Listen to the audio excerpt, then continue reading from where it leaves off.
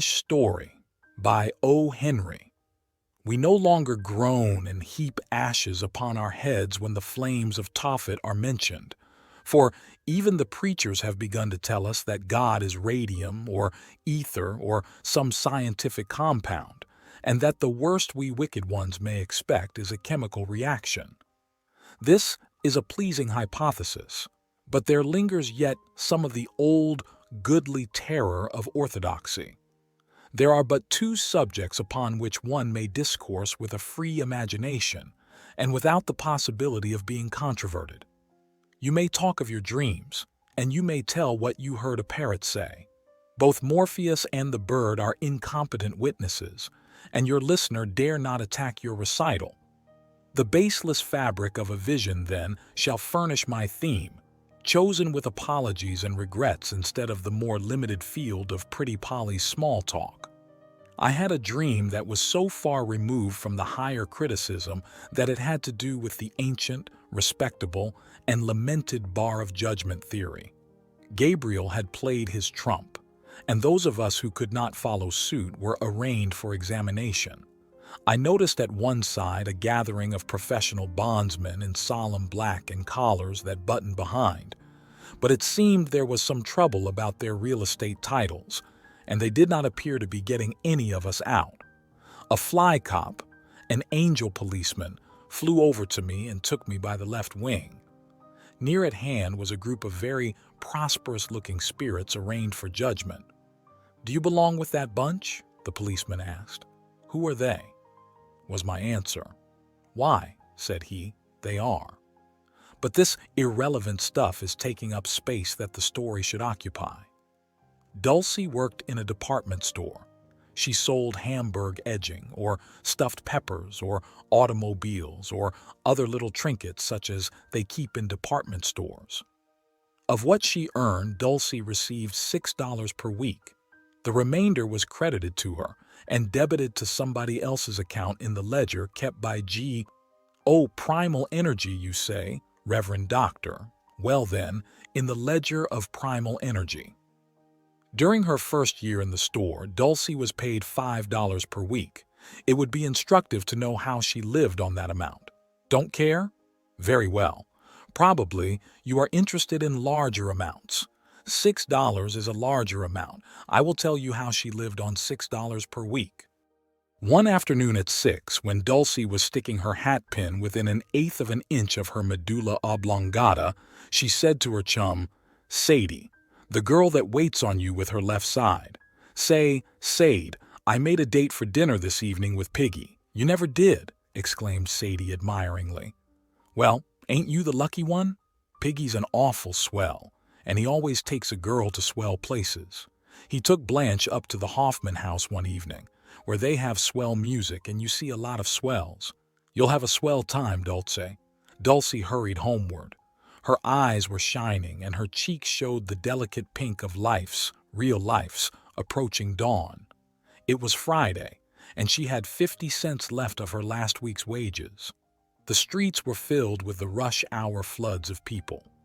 The electric lights of Broadway were glowing, calling moths from miles, from leagues, from hundreds of leagues out of darkness around to come in and attend the singeing school.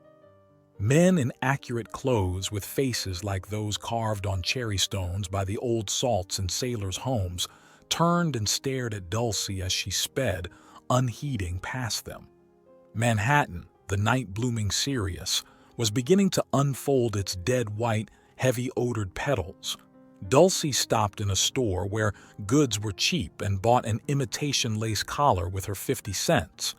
That money was to have been spent otherwise. 15 cents for supper, 10 cents for breakfast, 10 cents for lunch.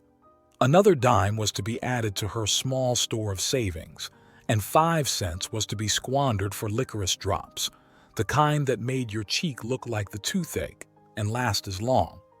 The licorice was an extravagance, almost a carouse. But what is life without pleasures? Dulcie lived in a furnished room. There is this difference between a furnished room and a boarding house. In a furnished room, other people do not know it when you go hungry. Dulcie went up to her room, the third floor back in a West Side brownstone front. She lit the gas. Scientists tell us that the diamond is the hardest substance known. Their mistake. Landladies know of a compound beside which the diamond is as putty. They pack it in the tips of gas burners, and one may stand on a chair and dig at it in vain until one's fingers are pink and bruised. A hairpin will not remove it, therefore let us call it immovable, so Dulcie lit the gas. Scientists tell us that the diamond is the hardest substance known. Their mistake. Landladies know of a compound beside which the diamond is as putty. They pack it in the tips of gas burners, and one may stand on a chair and dig at it in vain until one's fingers are pink and bruised. A hairpin will not remove it, therefore let us call it immovable. So Dulcie lit the gas. In its 1/4 candle power glow we will observe the room, couch bed, dresser, table, washstand chair. Of this much the landlady was guilty. The rest was Dulcie's. On the dresser were her treasures: a gilt china vase presented to her by Sadie, a calendar issued by a pickle works, a book on the divination of dreams, some rice powder in a glass dish, and a cluster of artificial cherries tied with a pink ribbon. Against the wrinkly mirror stood pictures of General Kitchener, William Muldoon, the Duchess of Marlborough, and Benvenuto Cellini. Against one wall was a plaster of Paris plaque of an O'Callahan in a Roman helmet. Near it was a violent oleograph of a lemon-colored child assaulting an inflammatory butterfly. This was Dulcie's final judgment in art, but it had never been upset. Her rest had never been disturbed by whispers of stolen copes. No critic had elevated his eyebrows at her infantile entomologist. Piggy was to call for her at 7. While she swiftly makes ready, let us discreetly face the other way and gossip. For the room, Dulcie paid $2 per week. On weekdays, her breakfast cost 10 cents. She made coffee and cooked an egg over the gaslight while she was dressing. On Sunday mornings, she feasted royally on veal chops and pineapple fritters at Billy's restaurant at a cost of 25 cents and tipped the waitress 10 cents. New York presents so many temptations for one to run into extravagance. She had her lunches in the department store restaurant at a cost of 60 cents for the week. Dinners were $1.05. The evening papers, show me a New Yorker going without his daily paper, came to 6 cents, and 2 Sunday papers, one for the personal column and the other to read, were 10 cents. The total amounts to $4.76. Now, one has to buy clothes, and I give it up. I hear of wonderful bargains in fabrics and of miracles performed with needle and thread. But I am in doubt. I hold my pen poised in vain when I would add to Dulcie's life some of those joys that belong to woman by virtue of all the unwritten, sacred, natural, inactive ordinances of the equity of heaven. Twice she had been to Coney Island and had ridden the hobby horses. 'Tis a weary thing to count your pleasures by summers instead of by hours. Piggy needs but a word. When the girls named him, an undeserving stigma was cast upon the noble family of swine. The words of 3 letters lesson in the old blue spelling book begins with Piggy's biography. He was fat, he had the soul of a rat, the habits of a bat, and the magnanimity of a cat. He wore expensive clothes and was a connoisseur in starvation. He could look at a shop girl and tell you to an hour how long it had been since she had eaten anything more nourishing than marshmallows and tea. He hung about the shopping districts and prowled around in department stores with his invitations to dinner. Men who escort dogs upon the streets at the end of a string look down upon him. He is a type. I can dwell upon him no longer.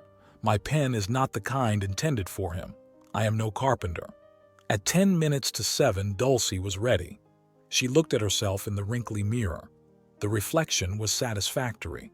The dark blue dress, fitting without a wrinkle, the hat with its jaunty black feather, the but slightly soiled gloves, all representing self-denial, even of food itself, were vastly becoming.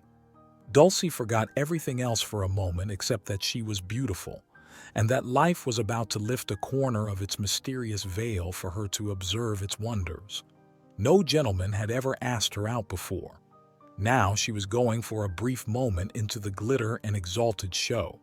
The girls said that Piggy was a spender. There would be a grand dinner and music and splendidly dressed ladies to look at and things to eat that strangely twisted the girls' jaws when they tried to tell about them. No doubt she would be asked out again. There was a blue pongee suit in a window that she knew by saving 20 cents a week instead of 10. Let's see. Oh, it would run into years. But there was a second-hand store in 7th Avenue where somebody knocked at the door. Dulcie opened it. The landlady stood there with a spurious smile, sniffing for cooking by stolen gas. "A gentleman's downstairs to see you," she said. "Name is Mr. Wiggins." By such epithet was Piggy known to unfortunate ones who had to take him seriously. Dulcie turned to the dresser to get her handkerchief, and then she stopped still and bit her underlip hard. While looking in her mirror, she had seen fairyland and herself, a princess, just awakening from a long slumber. She had forgotten one that was watching her with sad, beautiful, stern eyes, the only one there was to approve or condemn what she did. Straight and slender and tall, with a look of sorrowful reproach on his handsome, melancholy face, General Kitchener fixed his wonderful eyes on her out of his gilt photograph frame on the dresser. Dulcie turned like an automatic doll to the landlady. "Tell him I can't go," she said dully. "Tell him I'm sick or something. Tell him I'm not going out." After the door was closed and locked, Dulcie fell upon her bed, crushing her black tip, and cried for 10 minutes. General Kitchener was her only friend. He was Dulcie's ideal of a gallant knight. He looked as if he might have a secret sorrow, and his wonderful mustache was a dream, and she was a little afraid of that stern yet tender look in his eyes. She used to have little fancies that he would call at the house sometime and ask for her, with his sword clanking against his high boots. Once, when a boy was rattling a piece of chain against a lamppost, she had opened the window and looked out. But there was no use. She knew that General Kitchener was away over in Japan, leading his army against the savage Turks, and he would never step out of his gilt frame for her. Yet one look from him had vanquished Piggy that night. Yes, for that night. When her cry was over, Dulcie got up and took off her best dress and put on her old blue kimono. She wanted no dinner. She sang 2 verses of Sammy. Then she became intensely interested in a little red speck on the side of her nose. And after that was attended to, she drew up a chair to the rickety table and told her fortune with an old deck of cards. "The horrid, impudent thing," she said aloud, "and I never gave him a word or a look to make him think it."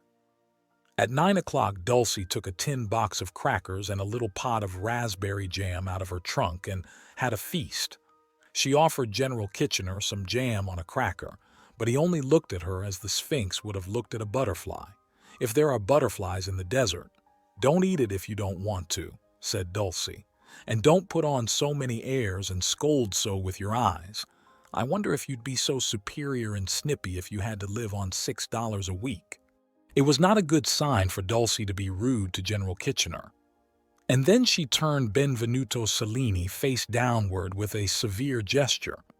But that was not inexcusable, for she had always thought he was Henry VIII, and she did not approve of him.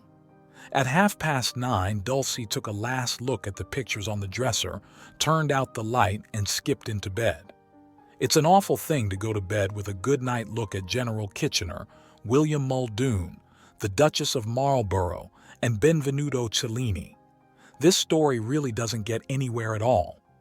The rest of it comes later, sometime when Piggy asks Dulcie again to dine with him, and she is feeling lonelier than usual, and General Kitchener happens to be looking the other way. And then, as I said before, I dreamed that I was standing near a crowd of prosperous-looking angels, and a policeman took me by the wing and asked if I belonged with them. "Who are they?" I asked. "Why?" said he. "They are the men who hired working girls and paid 'em $5 or $6 a week to live on. Are you one of the bunch?" "Not on your immortality," said I. "I'm only the fellow that set fire to an orphan asylum and murdered a blind man for his pennies.